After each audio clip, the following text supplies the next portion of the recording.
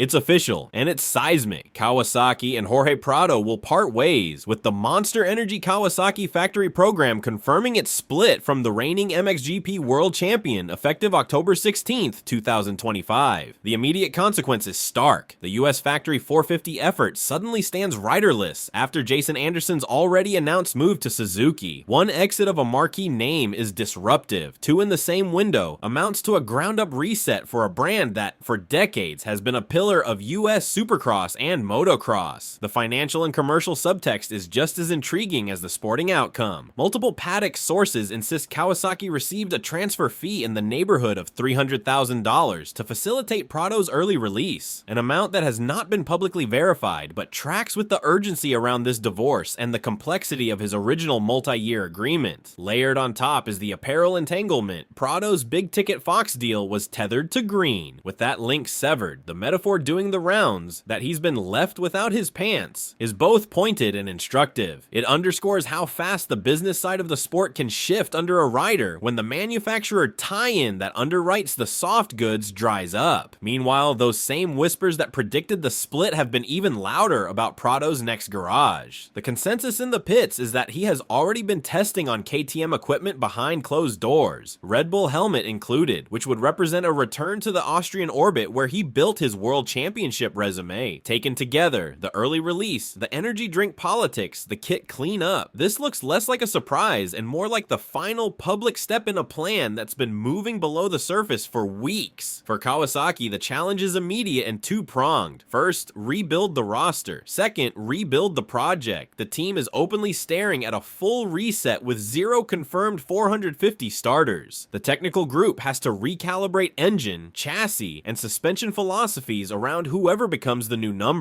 one. The cultural piece matters too. After a run of injuries and inconsistent results, a fresh identity, hungrier, younger, and fully bought in, has become a strategic talking point inside the brand. And at the center of the replacement conversation sits the rider most frequently linked to the vacant seat, Chase Sexton. The 26-year-old has been connected to Kawasaki for weeks. The paddock line is that the deal is done and queued for an early November 2025 reveal. If and when it becomes formal, it would put a proven champion with elite qualifying speed and racecraft at the tip of Kawasaki's spear and give the program a clear focal point for its reset into 2026. The stakes are plain enough. After the dual exit of Anderson and Prado, year one of the next cycle can't be a holding pattern. It needs to look like a new era.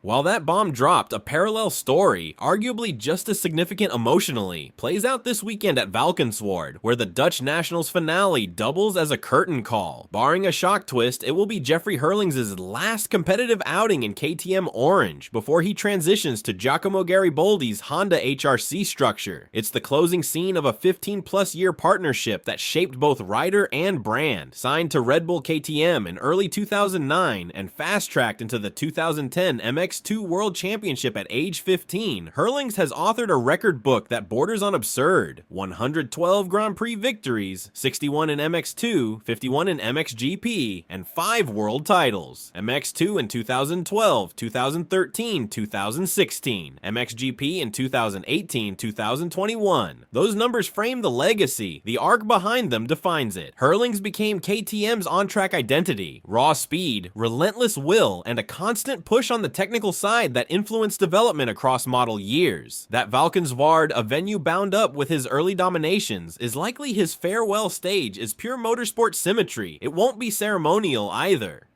K. de Wolf's ascent has made Dutch motocross a two-era story colliding in real time, and the young phenom already nicked Herlings at this track in 2024. Expect the veteran to treat the send-off like a statement. Whatever comes next, the old speed still lives. On that next, the Honda move is both a gamble and a window. Garibaldi's HRC has been the modern benchmark around Tim Geiser, and it offers Herlings one last fully resourced run at MXGP Gold in a new ecosystem. From KTM's side, aside, the departure is the bittersweet cost of great dynasties. They end. The brand loses an icon intrinsically linked to the colorway, the energy, the trophies. The upside is strategic freedom. KTM has been preparing for succession for years, and the ladder is loaded. Which brings us to the most forward-looking piece of all, K. DeWolf's official promotion to the premier class with Nestean Husqvarna Factory Racing for 2026, and with it, Husqvarna's full-fat return to MXGP after a year without a factory 450. On paper, it's exactly the right rider at exactly the right moment. At just 21, DeWolf arrives with a profile that is already proven against world-class benchmarks. The 2024 MX2 World Championship with 7 GP wins and 12 podiums. A 2025 follow-up that produced another 7 triumphs and the Vice Championship, plus MXON class wins and multiple Dutch Masters crowns. The resume says, ready. His own words say, measured. DeWolf calls 2026 a learning year, the kind where pace is built, race length intensity is layered, and mistakes get turned into racecraft. That is precisely the tone you want from a long-term tentpole. For Husqvarna, re-entering the top class with a talent developed within its own pipeline is also brand identity done right. The mark that prides itself on precision, discipline, and progression goes back to MXGP with a rider who embodies those traits. The competitive horizon is obvious enough. MXGP in 2026 will be stacked, but the alignment between rider and program suggests this isn't a token relaunch. It's a project designed to compound, thread the 3 stories together, and a clear pattern emerges across the paddock. Kawasaki is turning a painful double exit into a hard reset, and if the Sexton signing lands, a credible new core. KTM faces the emotional cost of losing the bullet, but has a succession plan running in parallel inside its wider group. Husqvarna is betting on homegrown excellence, not quick fixes. Meanwhile, Anderson's switch to Suzuki reshuffles the 450 deck yet again as another legacy manufacturer reasserts itself with a proven winner. The upshot for 2026 is a grid in flux, major brands redrawing their long-term maps, and a rider market that has moved from rumor to resolution. Prado to KTM looks poised to close a loop that never really felt open for long. Herlings to HRC opens a window that didn't seem possible 2 years ago. DeWolf to MXGP gives Husqvarna its new North Star, and across all of it, the same conclusion holds. This isn't the end of anything